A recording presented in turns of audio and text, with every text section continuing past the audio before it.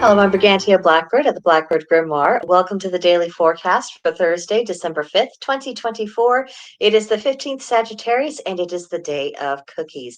And that's because Thursdays are a very homey kind of day for me. And there's nothing homier at this time of year than the making of seasonal cookies. And there's so much inspiration. There's so many different varieties of things we can do. So, yes, day of cookies. We are doing this thing. It also just happens to be Krampus night. And of course, if you're wondering who is Krampus, if you're not familiar, he is a legend in Germanic folklore. He's kind of the shadow side of the Santa Claus figure. Instead of bringing them presents, he might give them a few whacks with a switch and even carry them off to the underworld on his back. Um, and this is a contrast because the good children will be rewarded by St. Nicholas, but on Krampusnacht, the naughty children will be punished.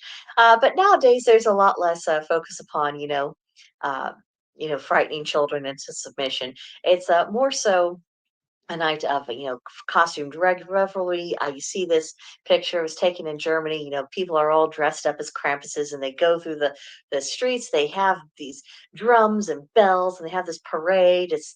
And it's just kind of a fun time. And also, if you saw the movie Krampus from a few years back, this is a really good night to just rewatch it. If you enjoy intense movies and sort of scary movies, I don't really find it hyper scary. I mean, I wouldn't let a 5-year-old watch it, but if you have teenagers and and you and your husband, you just kind of enjoy, some, just kind of a fun, intense, seasonal movie. This would definitely be the time to get out the Krampus movie. Now, for our astrology, the sun is in Sagittarius, mutable fire, representing adventure. The moon is first quarter Aquarius, fixed air, representing individuality. Mercury is retrograding in Sagittarius, mutable fire, which represents travel disruptions. Venus is in Capricorn, cardinal earth, which is to be reserved. Mars is in Leo, fixed fire, representing focus. Jupiter is retrograding in Gemini, mutable air, which is to broaden perspective. Saturn is in Pisces, mutable water, which represents nostalgia. Uranus is retrograding in Taurus, fixed earth, representing rebellion. Neptune is retrograding in Pisces, mutable water, which is spiritual awakenings. And Pluto is in Aquarius, fixed air, representing reformation. So for Mercury, rethink communication patterns. For Jupiter, reconnect with your true path. For Uranus, reconsider how you rebel. For Neptune, reclaim your magic. And for Chiron, restore the heroic spirit. Our moon is now in the first quarter, so it is time to create action. You set your intentions, you nurture them, and now you are going into action. And for the Aquarius moon theme, think community and activism, just getting involved and forging and maintaining relationships. So today we have retrograde Gemini Jupiter and the Aquarius moon, and they're swimming together pretty nicely. Both seek to expand their frame of reference and their field of influence. So don't forget to walk your talk today. All of your plans in the world do not count for anything without the corresponding action, and you have the energies to get things into action pretty easily today. Now, for our tarot, we have the child. Now, this corresponds with the traditional Fool card in the tarot. It's number 0, and that represents the beginning of all beginnings. Think very primordial, all possibilities are possible kind of energy. And the key words for this card are commence action, adventure, and spontaneity. And you see the kiddo in front of the fireplace, waiting for Santa Claus. Not supposed to, of course, but still waiting for Santa Claus. I want to see the boots come down the chimney and all that good stuff. And it's all about the anticipation of, what present will I have? What will that mean? How does that change things? And life gives us all kinds of presents, very unexpected and sometimes from unseen quarters, which, that's one of the meanings of what Santa Claus is all about, receiving goodness from an unseen and benefactor. So, be mindful of possibilities that might drop into our laps today. Have a sense of adventure. And if you aren't hyper scheduled today, make room for the unexpected.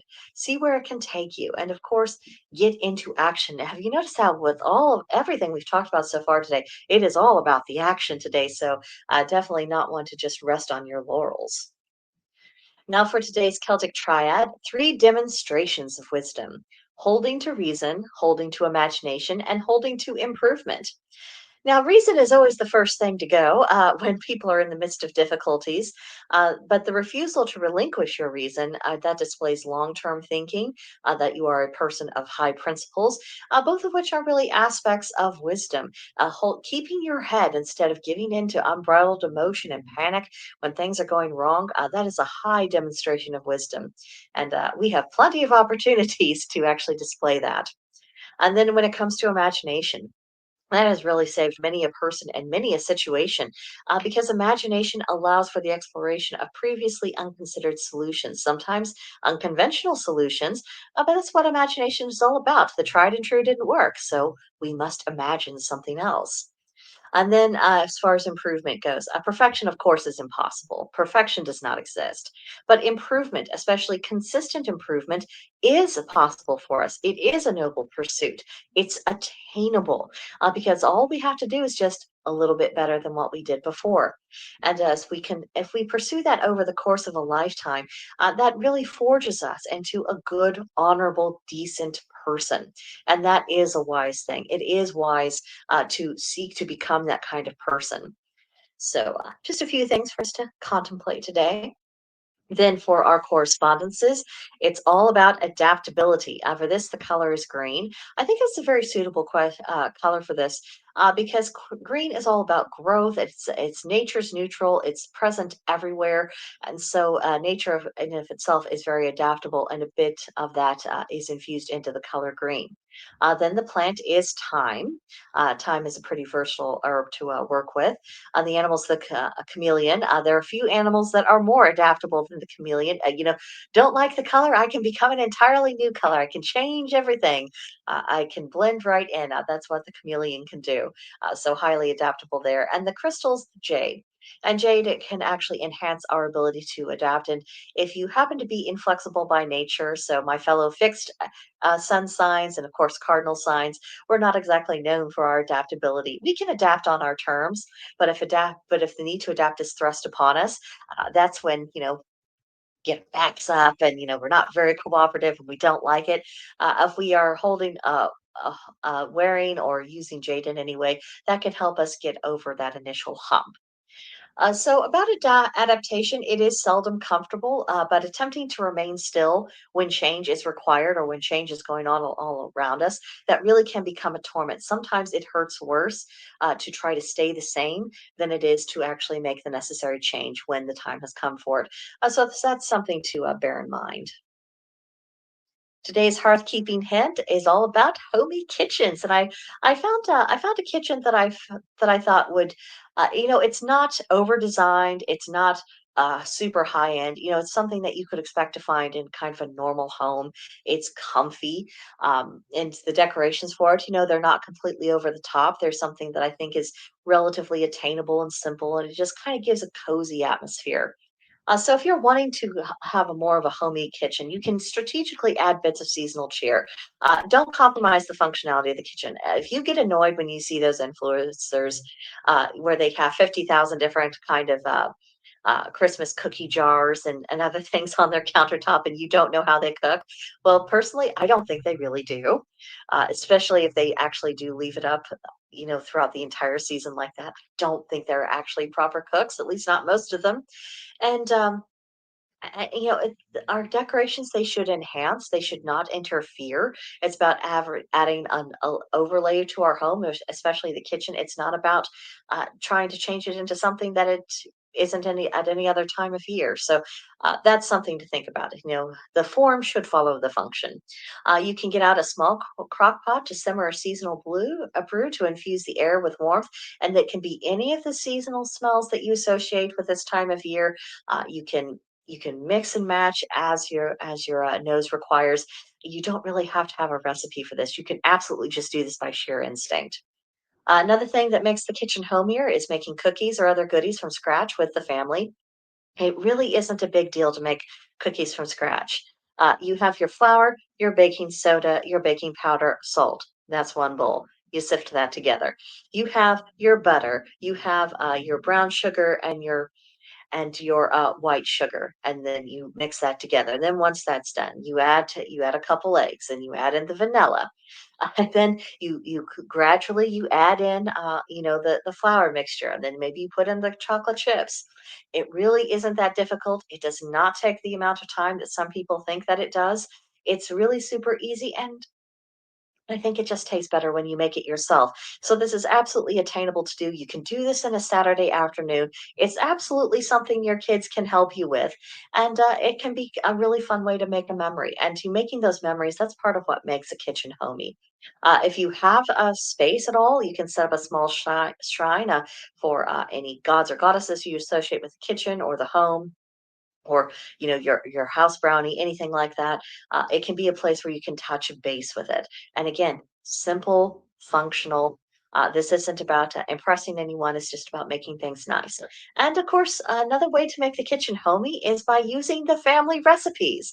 Most of us have at least a few, so actually making use of that and enjoying perpetuating those traditions, passing them down. And if you don't have kids, nieces and nephews, or if you have a good friend that has kids, this can be something you can do that also keeps the kids entertained while you're hanging out with your friend, to where everyone's involved, and it's creating good memories, it's creating good vibes, and it's making your kitchen come alive. It's not just a place that was decorated for the season, it's something that is infused with the spirit of the season.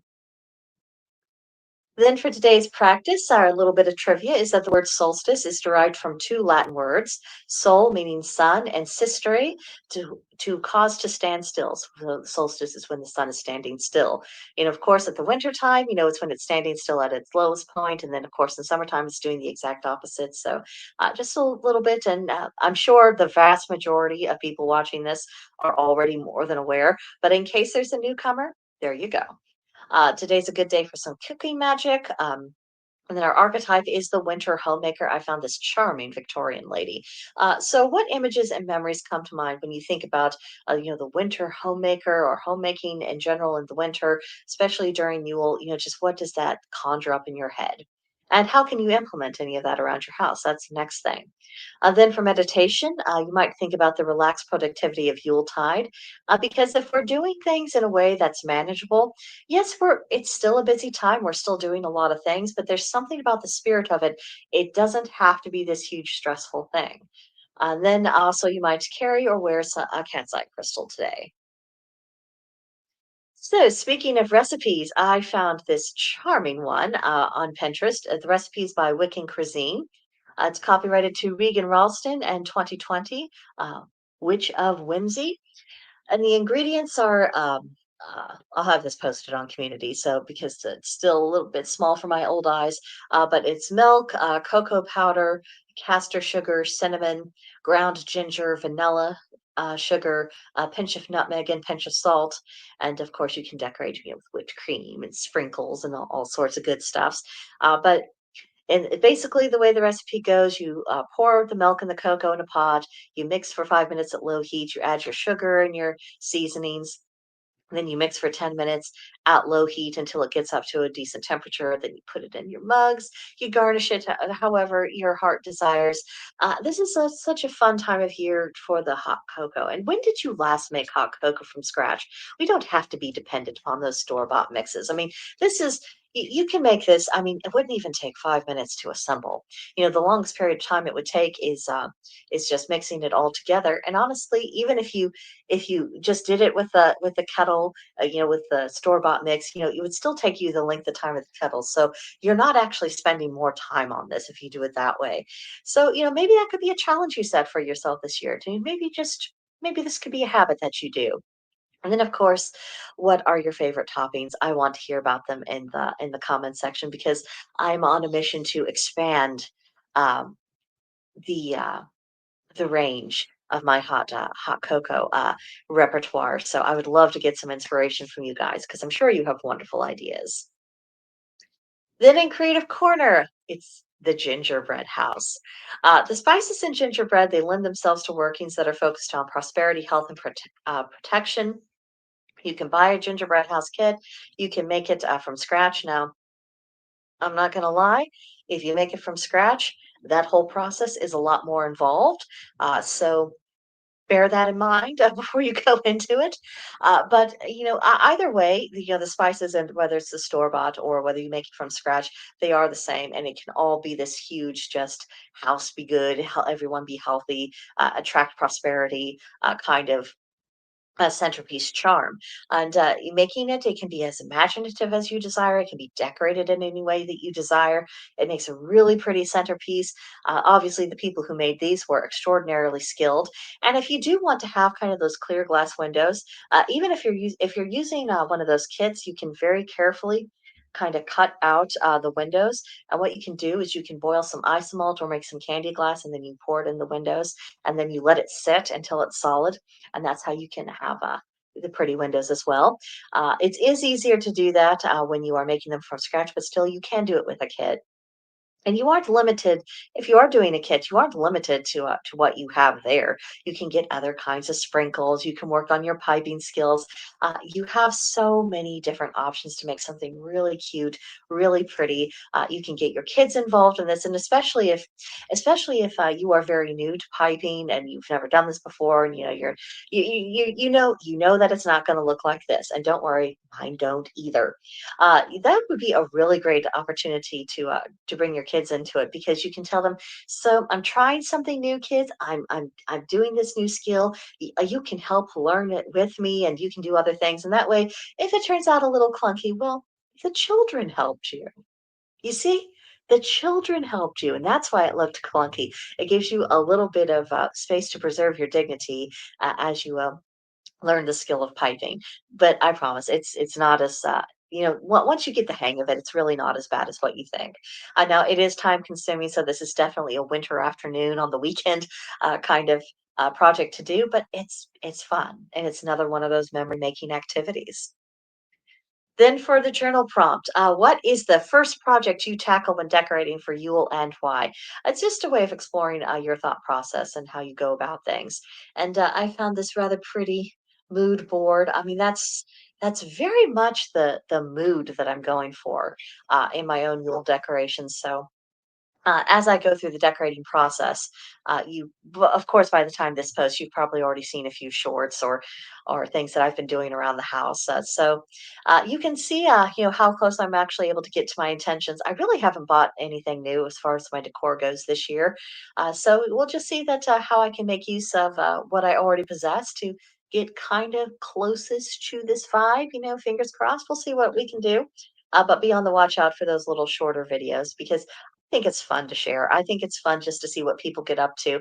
And I think it's fun when normal people who are not influencers, who have normal people budgets and do normal people things and normal people amounts of time, what they can come up with. I think that's important to celebrate as well, because some of the influencers are great. And I think they do, the results they come up with, it is something to aspire to. And then there's the others where you have a lot of stuff, but you're not really telling a story, and it's not really comfortable, it's not really enjoyable. And I think if we have a little bit more of normal people showing what they do, and just for fun, and no pressure, not no judgment, I think that can help us get a little bit more sensible of an idea about what's possible to achieve, what's desirable to achieve, and what actually makes it a nice cozy holiday season, as opposed to people who are just trying to impress others. So that's my 2 cents on that one. And on that note, I'm going to get off here. You guys have a magical day. I wish you bright blessings and all of the joys of the season. Come back tomorrow for the next edition. Let me know in the comments section what you thought of this one, and I will see you guys next time.